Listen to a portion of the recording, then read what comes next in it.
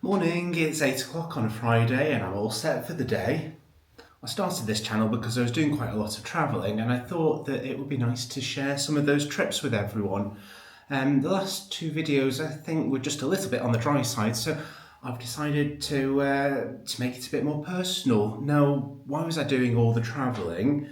It's a bit of a personal story, but my partner and I are in the middle of going through IVF, so we were trying to get all of our holidays out of the way before going down this journey.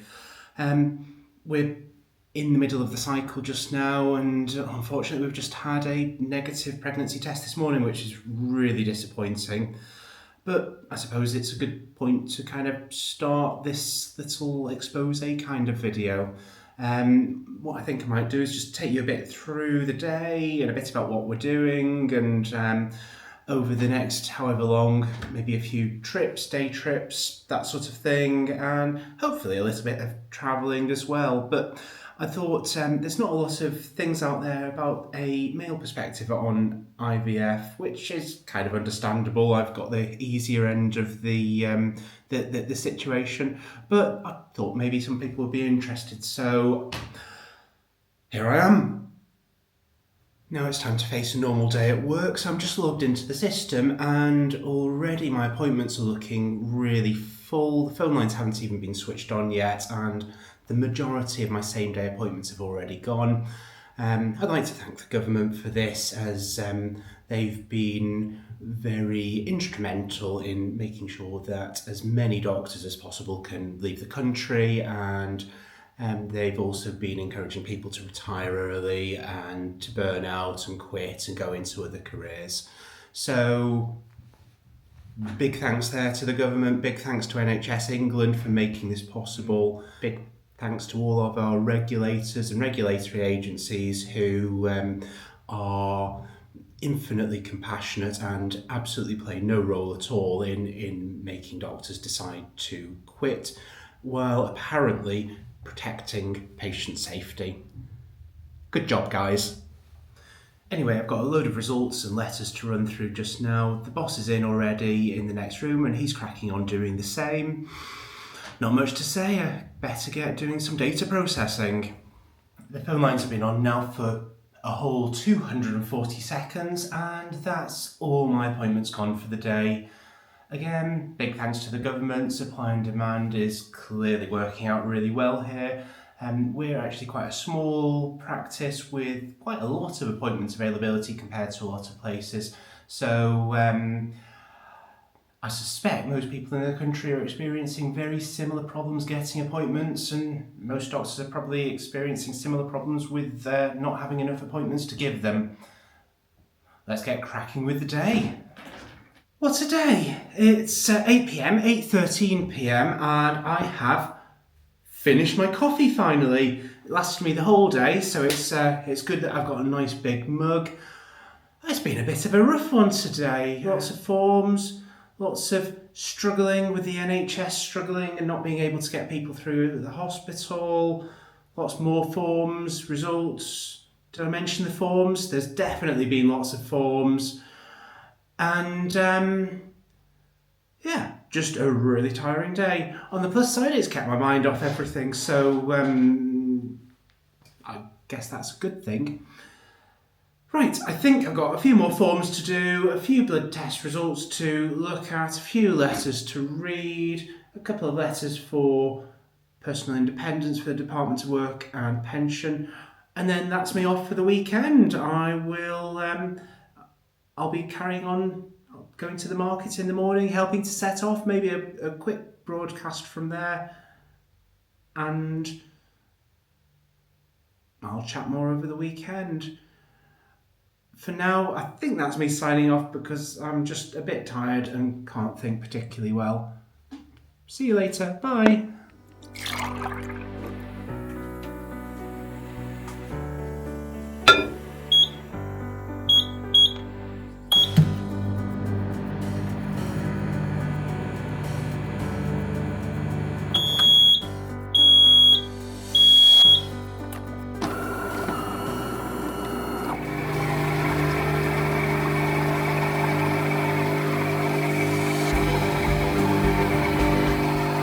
So just to fill you in with a bit of extra information, now I'm thinking a bit more clearly and my brain's refreshed after a good sleep.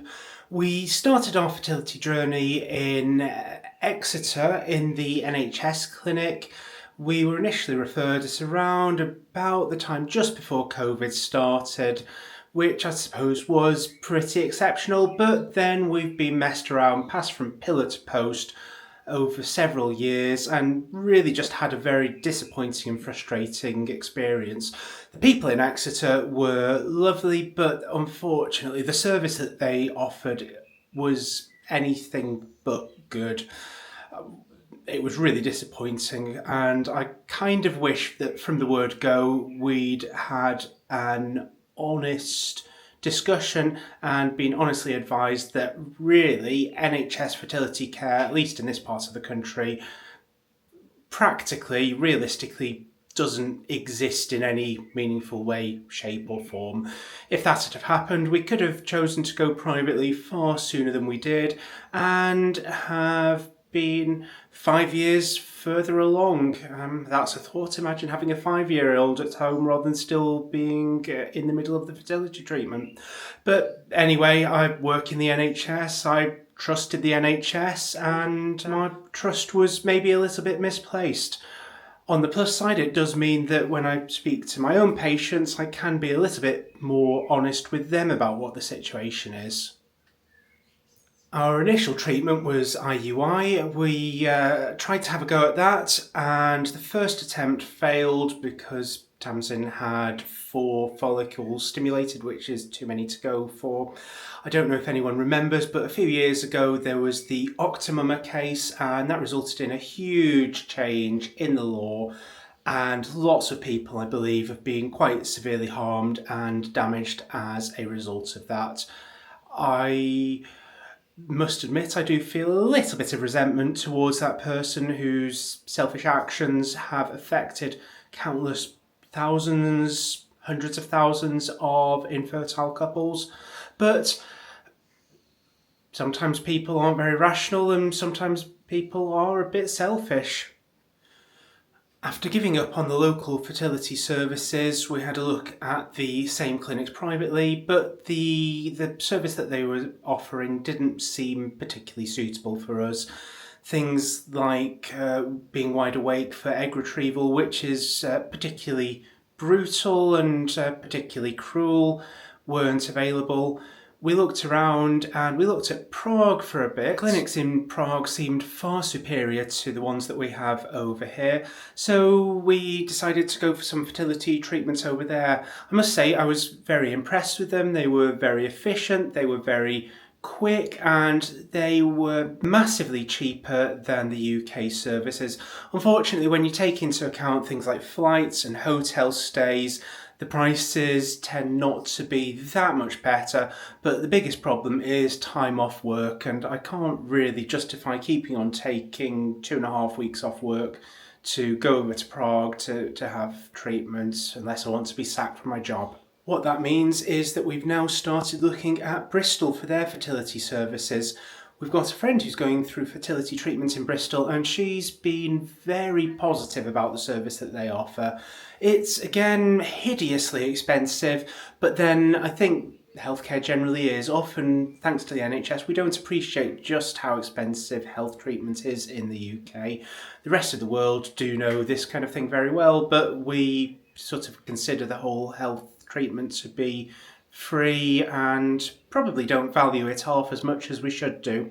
So we're looking at Bristol now. It generally seems like a really good service, really good team, and that's what we've decided that we are going to try next. Anyway, in the meantime, I think I need to carry on with life and do some other stuff. So let's get ready to go to the market. It's the following morning, so it's Saturday morning now, and I'm just setting up at the market with Tamsin, or at least I'm on my way down there. So I'll go and do that, help her put up the gazebo. I'll show you some shots of that.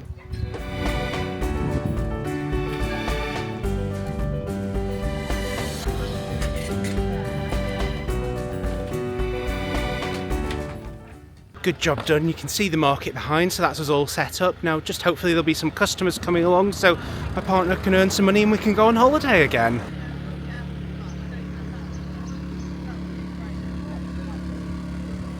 Right, what was I saying? We started this channel, I started this channel mainly because we were doing lots of travelling, just because we were thinking about fertility treatment and getting all our holidays sorted and out of the way while we still could. Unfortunately, we're not really doing lots of holidays anymore because we're now doing the fertility treatment. We're just back from our second trip over there. The first trip was the main treatment, the second trip was a second go. For the time being though, I'm putting that out of my mind and making myself some lunch. I'm actually making some yummy soya chunks, because we don't have any meat in the house. Yummy soya chunks to go in a wrap, and this is going to be my soya chunk flavoured wraps that I can't think of a name for. I'll come up with something quite clever soon, hopefully. We've just found out that there's a comedy club at the local community centre. We don't get that kind of thing around here, so quite exciting. It means that we've got about 2 minutes to get down there, so I hope the traffic's not bad. See you in a bit.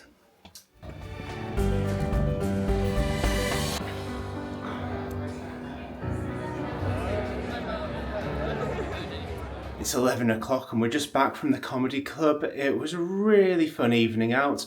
The presenter was very funny and the other comedians in the show they looked like they had a really nice time and enjoyed themselves. After about 5 solid months of rain, summer's finally come to Bude, so we're off to the final day of the Bude Lit Fest. And there's some outdoor events. We're hoping that they'll be reasonably good, but let's see. They might just be a children's thing, there might be music, who knows. Hardly seen any detailed adverts about the thing, although there have been posters around all over the place. I'll take you down there, let's see how it looks. Any moment now we're going to be heading through the premium tourist attraction in Bude, which is the famous Bude Tunnel. I've shown it in a previous video. It's a polytunnel between Sainsbury's and Sainsbury's car park. Despite that, it's still managed to be the top attraction on TripAdvisor for the area, which does say a lot about the local humour.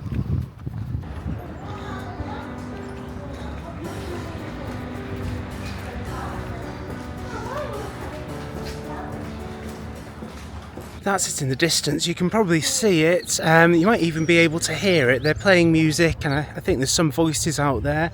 Let's go over and have a look.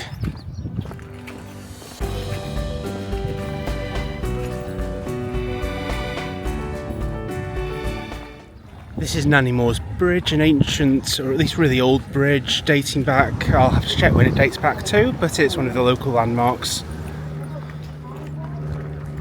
Just a quick peek at the local crazy golf course.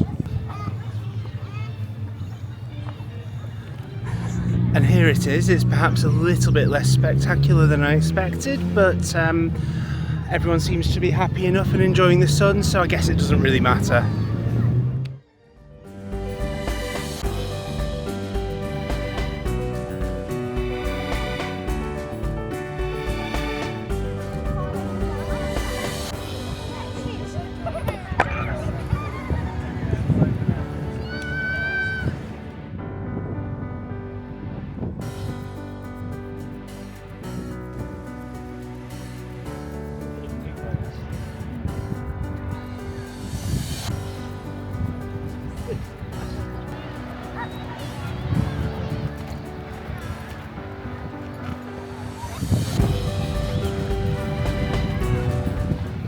I'm on Summerlees Beach. If you remember on my previous video I said that when the sun comes up the beach fills right up, so just have a look behind me and you can see that I wasn't making that up. It's a really lovely day, it really is, and everybody's out enjoying it, sunbathing, playing, building sandcastles, fishing for, I'm not really sure what they're fishing for, but it's definitely not fish, and just really having a great time. So yeah, today's the day to be down here.